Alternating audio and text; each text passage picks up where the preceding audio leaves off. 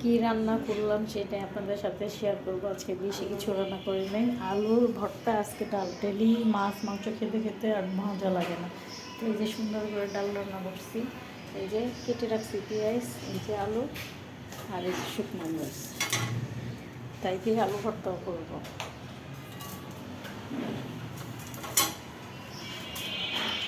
সব কিছু রান্না করে ফেলছি।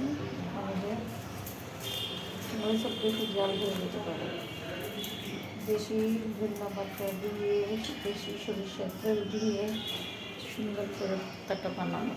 এখন লবণ দিয়ে দিচ্ছি, মরিচটাকে আগে একটু ভাঙবো। একটা বড় একটা বাটি নিচ্ছি যাতে একটু মাখতে সুবিধা হয়।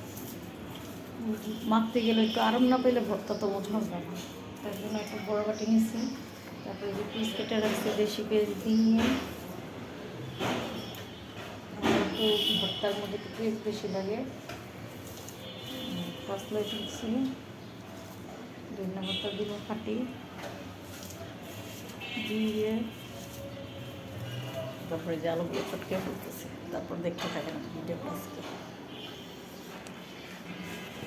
তো এই যে আলু ভর্তা বানানোর ডান, এত সুন্দর গ্রাম হয়ে গেছে যে সরষের তেল দিয়েছি বলা সেই স্বাদ।